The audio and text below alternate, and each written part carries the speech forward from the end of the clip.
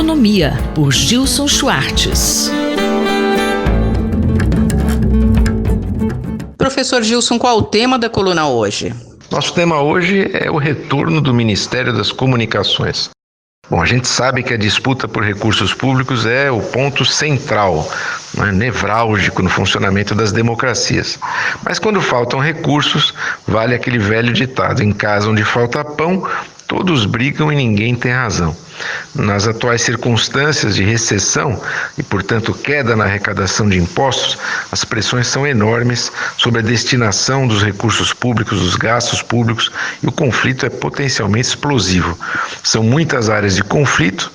Obviamente, todo mundo acompanha o conflito entre o Executivo e o Legislativo, entre o Governo e o Congresso Nacional, a volta do Centrão, portanto, a consequente mudança na quantidade e perfil dos ministérios já aparece aí como resultado mais visível, além de negociações por cargos em diferentes agências, empresas estatais, por aí vai, O conhecido toma lá da cá. Visivelmente, o presidente busca uma base no Congresso Nacional até como condição de sobrevivência para resistir aí a uma situação complicada, um potencial encaminhamento de impeachment do presidente Bolsonaro. Mas além da queda do ministro da Educação na semana passada, que aliás recebida em geral com alívio, ainda que não se sabe exatamente o que vem por aí no Ministério da Educação. A mudança, a meu ver, mais radical e que nem está sendo tão debatida assim, é esse ressurgimento do Ministério das Comunicações, cujo novo titular é um político sabidamente vinculado a esse chamado Centrão. Professor, quais as disputas por recursos públicos associadas a essa mudança? Bom, o processo de digitalização da vida, que já vinha definindo a própria natureza da economia e da sociedade, esses processos ficaram ainda mais essenciais com a crise sanitária, com a pandemia, com a necessidade de isolamento social. Então, o uso da internet por empresas, pelo sistema educacional, por muitos setores de serviços, quer dizer, quanto vale, em quais condições são regulamentadas as atividades ligadas a comunicações. Quais são os setores econômicos que estão brigando pelos recursos públicos e pela regulamentação desses recursos nessa área da digitalização, da internet, das telecomunicações? No caso das comunicações, o conflito ele se arrasta há muitos anos. Ele decorre da própria chegada da internet. São setores onde operam empresas de grande porte, basicamente, de um lado, as empresas de radiodifusão, tradicionalmente incumbidas do audiovisual, e as chamadas teles, ou seja, empresas operadoras de infraestrutura de telecomunicações. Além do corte setorial, há outro que é relevante. No audiovisual predominam as empresas nacionais e entre as teles o domínio é de empresas estrangeiras.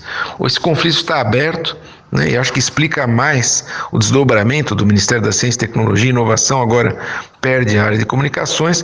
Entre os recursos em disputa, é um saldo aí de 1,4 bilhão de reais, que é objeto de desejo, tanto das emissoras de TV quanto das operadoras de telecomunicações.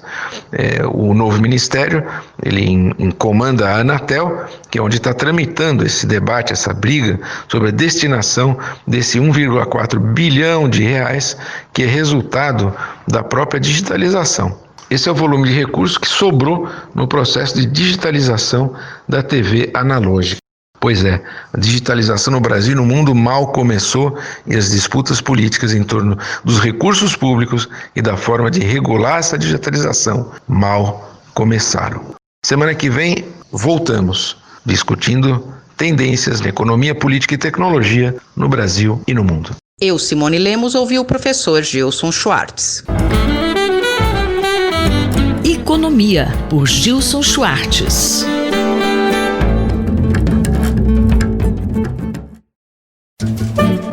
Horizontes do Jornalismo, por Carlos Eduardo Lins da Silva. Professor Carlos Eduardo, um estudo recente do Instituto Reuters mostra que mais pessoas estão dispostas a pagar por notícias online.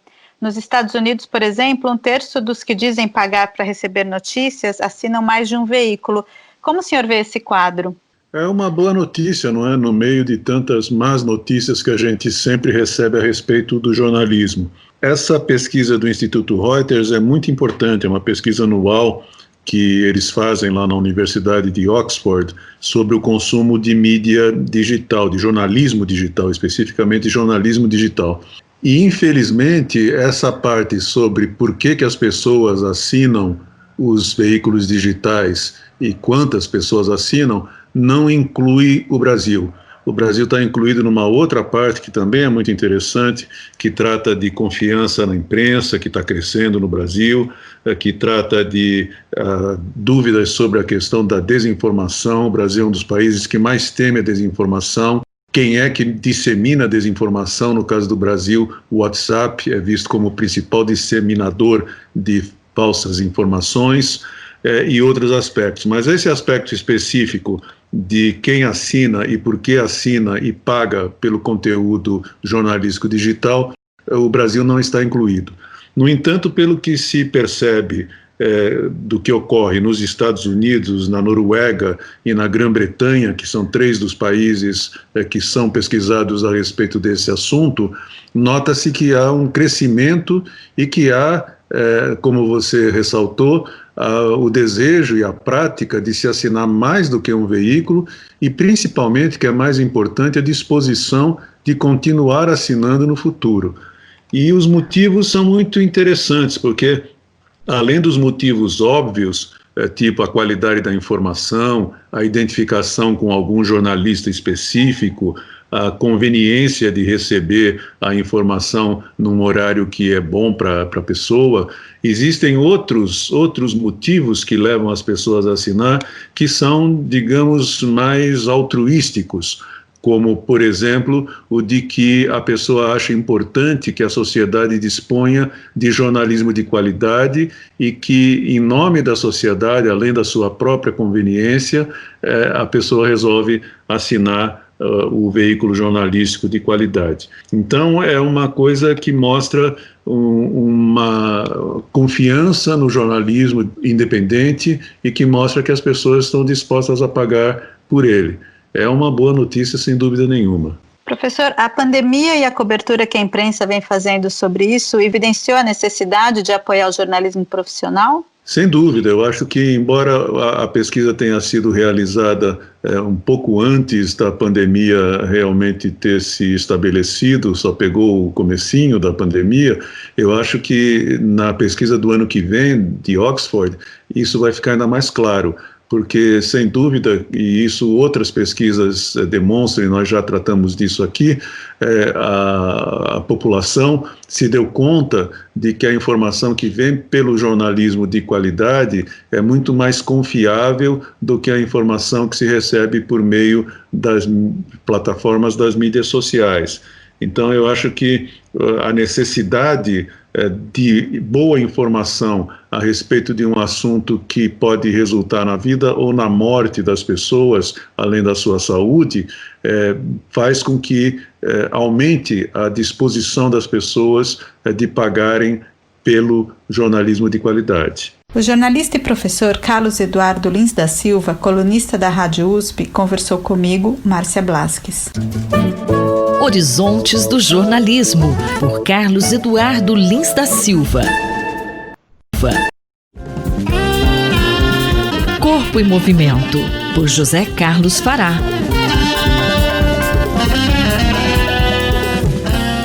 Na coluna de hoje, o professor José Carlos Fará comenta uma pesquisa que trata sobre a quantidade de partículas virais necessárias para uma possível transmissão do novo coronavírus, que é de aproximadamente 1.000 partículas virais por minuto. Segundo o estudo, dependendo do ritmo da atividade física que eleva a frequência respiratória, o nível de partículas virais exalado pode ser semelhante a de um espirro ou de uma tosse.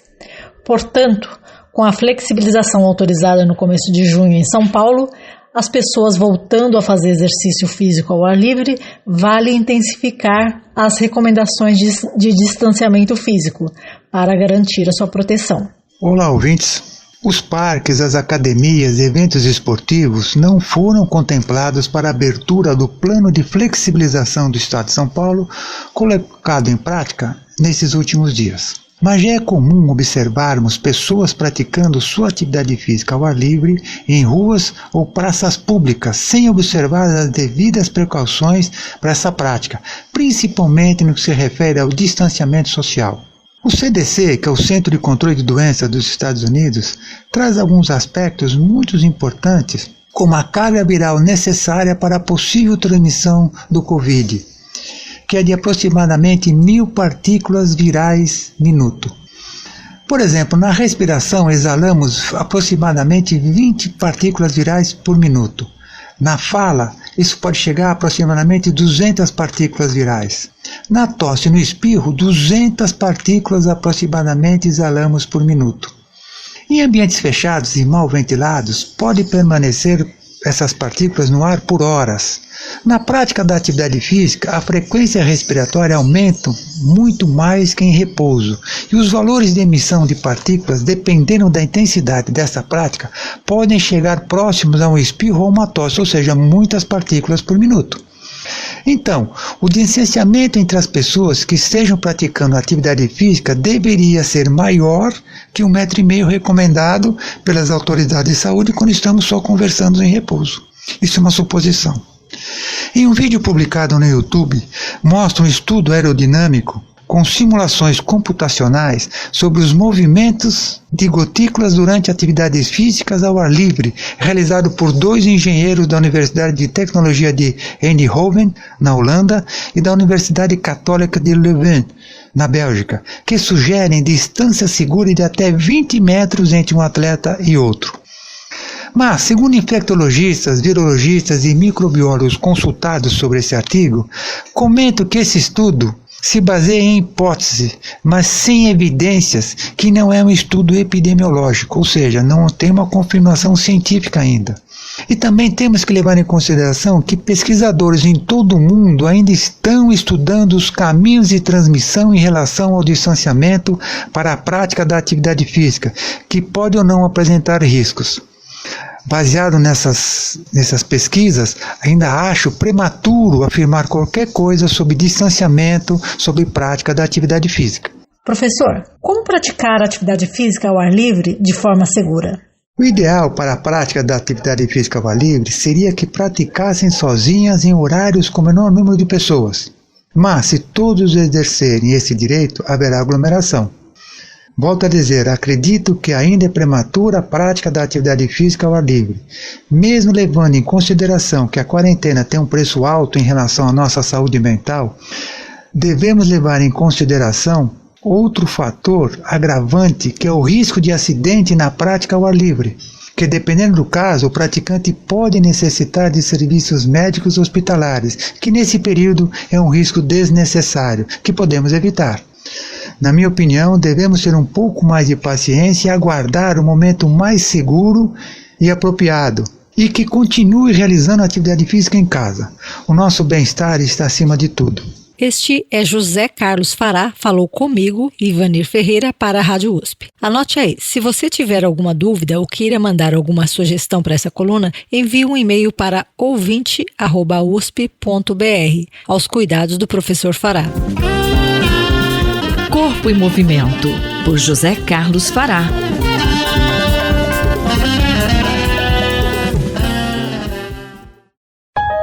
Observatório da Inovação, com Glauco Arbix. Mais uma vez, nosso assunto é a Covid-19. Acompanhamos diariamente as notícias sobre o avanço da doença e nossa esperança é uma vacina e medicamentos que possam combater a Covid-19. Bom dia, professor Glauco. Bom dia, ouvintes da Rádio USP. Bom dia, Cinderela. Eu vou insistir no tema pesquisa voltada para encontrar soluções para enfrentar a Covid-19. Essa pandemia que está matando muita gente pelo mundo afora e inclusive aqui no nosso Brasil. Veja, eu já comentei com vocês que até o momento, diferentemente de vários outros países, o Brasil, o governo federal lançou apenas 2 editais no valor de 60 milhões de reais, os dois juntos, exatamente esperando encontrar alguma solução para a pandemia, de todo tipo. Mas é sempre bom lembrar esses 60 milhões e esses editais, eles não estão ainda com resultados anunciados, que vão ser anunciados apenas em junho, o que significa que até o momento, é bom lembrar, o governo federal não está financiando nenhuma pesquisa sobre a Covid-19 com recursos novos. O que está sendo feito é apoio a testes, apoio a algumas iniciativas, sempre com um orçamento antigo, sempre com recursos antigos. Dinheiro novo para enfrentar um problema novo, uma doença nova, nada até agora, pelo menos vindo do governo federal, não chegou na ponta, não chegou aos pesquisadores. Mesmo assim, é bom lembrar que o mundo inteiro busca uma vacina ou medicamentos voltados para combater a Covid. Inclusive o Brasil, mesmo em condições adversas, a nossa universidade, os nossos pesquisadores saíram a campo e estão buscando soluções de todo tipo, inclusive, como eu disse, vacinas. Professor, qual a importância do Brasil ter uma vacina para a Covid-19? O problema é só o seguinte, quando a gente depende dos medicamentos de outros, primeiro nós temos que lembrar que essa doença, a Covid, essa pandemia pode se estender por mais tempo. E que toda a produção, que vai demorar ainda um tempo, a produção de uma eventual vacina, ela no primeiro momento ela vai ser orientada para suprir a demanda dos países que fizeram e que encontraram essa solução, seja a vacina ou algum medicamento que combata a Covid-19. O que significa que nós vamos entrar um pouco no fim da fila.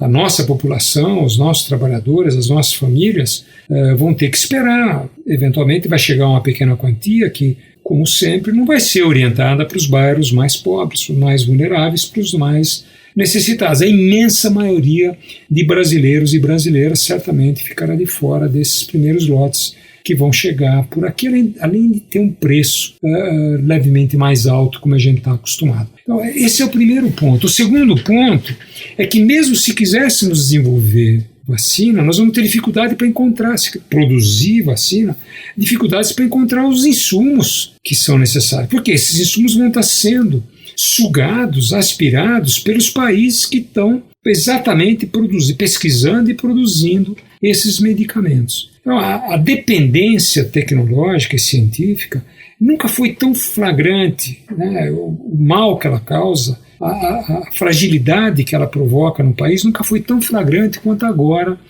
a gente pode perceber nessa pandemia.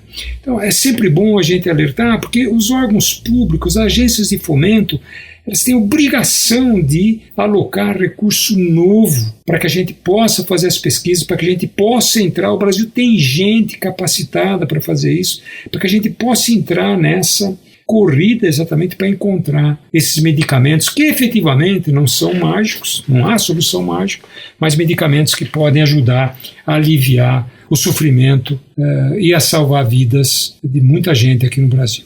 Mais informações sobre inovação estão disponíveis no site Observatório da Inovação do Instituto de Estudos Avançados da USP, oic.unap.usp.br. Eu sou Cinderela Caldeira e conversei com o professor Glauco Arbix para a Rádio USP. Até a próxima semana. Observatório da Inovação, com Glauco Arbix.